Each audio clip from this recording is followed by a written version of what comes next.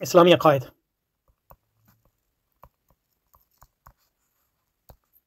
وہ قرآن و سنت سے ماخوذ ہیں،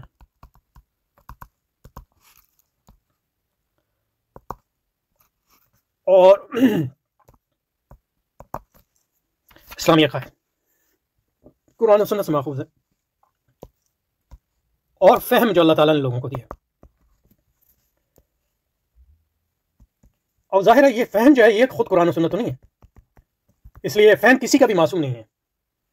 فہم جو ہے کسی کا بھی معصوم نہیں ہے، یعنی رسول پاک کے علاوہ، حتیٰ کہ مطلب حضرت ابوبکر صدیق جو افضل البشر بعد الانبیاء بالتحقیق، ان کا فہم بھی یعنی مطلب معصوم نہیں ہے۔ حضرت علی جو رسول پاک کے علم کے وارث بہت بڑے صحابہ میں سے ہیں، یا دوسرے بڑے بڑے جو صحابہ ہیں، کسی کا بھی علم عصمت نہیں رکھتا انفرادی طور پہ، نہ کسی عالم کا علم جو ہے، ہاں جس کو عصمت ہے وہ اجماع امت، لیکن اجماع امت جن مسائل کو کور کرتا ہے وہ بہت تھوڑے سے ہیں، جو بنیادی باتیں جو مطلب کفر و ایمان کی پھر بات بن جاتی ہے۔ یہ جو فہم ہے لوگوں کا یہ بہت سی چیزوں سے متعین ہوتا ہے۔ فہم جو ہے کہاں چلا گیا اس کو کیسے، فہم جو ہے یہ خود جو ہے مطلب آپ کا قرآن و سنت بھی فہم کو شیپ کر رہا ہے، یعنی یہ ٹو وے اسٹریٹ جس کو انگریزی میں کہتے ہیں، یعنی آپ اپنا فہم جو ہے اس سے قرآن و سنت کو سمجھ رہے ہیں، لیکن قرآن و سنت جو ہے آپ کے فہم کو بھی متعین کر رہا ہے۔ دوسری چیز جو فہم کو متعین کر رہی ہے انسانی علم، ایک تو مطلب وہی سے جو علم حاصل ہوا ہے وہ تو معصوم ہے، گو کہ اس کا فہم معصوم نہیں ہے، اور انسانی علم جس میں اللہ نے انسان کو جو ہے اپنے فہم کے مطابق اس کو جو زندگی گزارنے کے لیے یعنی قرآن مجید اس لیے تو نہیں آیا کہ آپ کو جو ہے وہ چیزیں بھی دے جو آپ انسانی ذرائع سے آسانی سے حاصل کر سکتے ہیں، یہ قرآن کا مقصد تو وہ بنیادی تعلیمات دینا جس تک انسانی علم کی پہنچ نہیں ہے۔ پہنچ ان معنوں میں نہیں ہے کہ ایک تو یہ ہے کہ تفصیلی علم انسانی عقل سے اس کا حاصل نہیں ہو سکتا، دوسرا یہ کہ اگر کچھ چیزیں اس سے حاصل ہو بھی جائیں تو یہ ہمیں یقین نہیں ہوتا کہ مطلب یہ اللہ کی مرضی ہے کہ نہیں، تو اللہ کی مرضی جو ہے انسانی عقل سے نہیں جانی جا سکتی متعین طور پہ، تاکہ اللہ تعالیٰ خود ہی یعنی رحم اور کرم فرمائے اور یعنی انبیاء کو بھیجا اس لیے، اور جو چیز اس کو انکار کرتا ہے مطلب یہ کہ وہی کی ضرورت کا ایک قسم کا انکار ہے، اور یعنی جن کو مسلمان فلسفی کہتے ہیں یعنی ان میں سے کچھ لوگوں نے کیا، لیکن یعنی فارابی نے تو اس پہ بات کی ہے مطلب۔ تو یہ انسانی علم جو ہے یہ تو معصوم بالکل نہیں ہے، اور یہ معصوم بھی نہیں ہے اس کا، اور یہ مکمل بھی نہیں ہے، یعنی اس میں ہمیشہ جو ہے ابھی ہمیشہ یہ تو نہیں کہہ سکتے ہمیشہ ہی ترقی ہو رہی ہے، لیکن کبھی ترقی ہوتی ہے کبھی تنزل ہوتی ہے، لیکن انسانی علم جو ہے عموماً وقت کے ساتھ ساتھ اس میں اضافہ ہوتا چلا جاتا ہے۔ تو ہمارا فہم بھی جو ہے اس انسانی علم سے ہمارا فہم جو ہے یہ فہم عامہ یہ قرآن و سنت کو سمجھنے کے لیے ضروری ہے، اس میں ہماری عقل بھی آ گئی ہے، اس میں ہمارے حواس بھی آ گئے، سب یعنی فہم کو میں نے بڑے یعنی وسیع معنوں میں استعمال کیا ہے۔ تو اس میں یہ ہے کہ آپ قرآن و سنت کو سمجھتے ہیں اپنے فہم کے مطابق، اور قرآن و سنت نے جو ہدایت دی ہیں اس کے مطابق، کیونکہ قرآن و سنت نے بنیادی ہدایت فہم کس طرح قرآن و سنت کو سمجھا جائے اس کے لیے بھی دی ہیں، جس کو علماء نے اصول کی کتابوں میں مدون کیا ہے۔ لیکن فہم سے کوئی مفر نہیں ہے، کیونکہ وہ اصول بھی آپ اپنے فہم کے مطابق سمجھتے ہیں، تو آپ قرآن و سنت کو اپنے فہم کے مطابق سمجھتے ہیں، لیکن قرآن و سنت بھی آپ کے فہم کو متعین کر رہا ہے، اور جو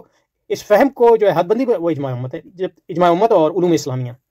کے جو عمومی قواعد ہیں ان کے مطابق۔ اچھا، لیکن آپ کا جو فہم ہے وہ علوم انسانی سے بھی متعین ہو رہا ہے، اس کا مطلب ہے علوم انسانی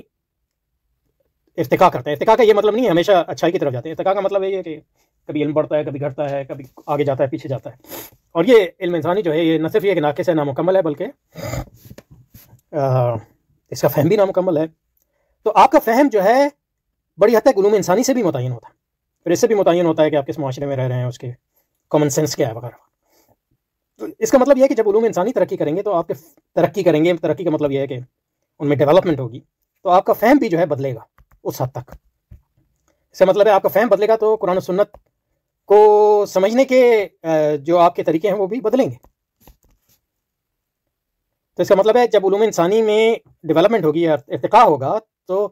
یہ ہو نہیں سکتا کہ قرآن سنت کا فہم جو ہے آپ کا وہ تبدیل نہ ہو۔ اس لیے ہمیشہ یہ ضرورت رہتی ہے کہ اجماع کی حقیقت کو جو ہے دوبارہ سے جو ہے اس پر زور دیا جائے اور اجتہاد بھی کیا جائے، کیونکہ اگر علماء امت اجتہاد نہیں کریں گے، اجتہاد کا مقصد یہ ہے کہ قرآن سنت کو یعنی اجتہاد قرآن سنت میں نہیں کرنا ہے، ان کے سمجھنے میں کرنا ہے، لیکن اور اجماع کے مطابق کرنا ہے، اجماع کے اندر رہتے ہوئے اور علوم اسلامیہ کو، لیکن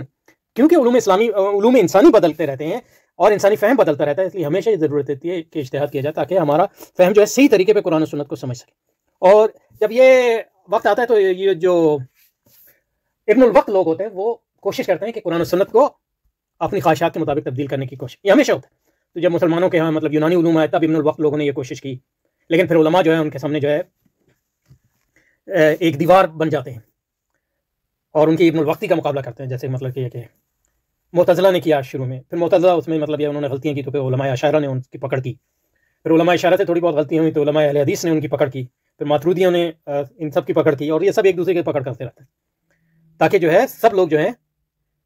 قرآن و سنت کے فہم جو ہے اجماع کے اندر رہتے ہوئے اور علوم اسلامیہ کے اور جو اجتہاد کریں وہ بھی اس کے اندر ہے۔ تو اجتہاد کی ضرورت کیوں پیدا ہوتی ہے؟ اجتہاد کی ضرورت یہ یوں پیدا ہوتی ہے کہ کیونکہ ہمارا فہم جو ہے جزوی طور پر، کلی طور پہ نہیں، جزوی طور پر علوم انسانی سے متعین ہوتا ہے، اور چونکہ علوم انسانی جو ہے بدلتے رہتے ہیں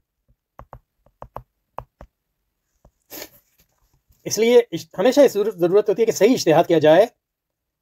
نئے علوم انسانی اور نئے علوم انسانی میں جو ترقیاں ان کے مقابلے میں جو ہے فہم اسلامی کیا ہے ان کے تناظر میں، اور جو غلط فہم ہے اس کا رد کیا جائے۔ یہی مطلب مجددین کرتے ہیں، یہ امام غزالی نے کیا، امام ابن تیمیہ نے کیا، شاہ ولی اللہ نے کیا، مولانا اشرف علی تھانوی نے کیا، حضرت مولانا مودودی نے کیا، اور دوسرے علماء کرتے ہیں، سید قطب شہید رحمۃ اللہ علیہ نے کیا، مولانا ابو الحسن علی ندوی نے کیا، اور اب بہت سے لوگ کر رہے ہیں مطلب جو سمجھنے کی کوشش کر رہے ہیں نئے علوم کے بات۔ اچھا، یہ تو پہلی بنیادی بات۔ اب اس تمہید کے تناظر میں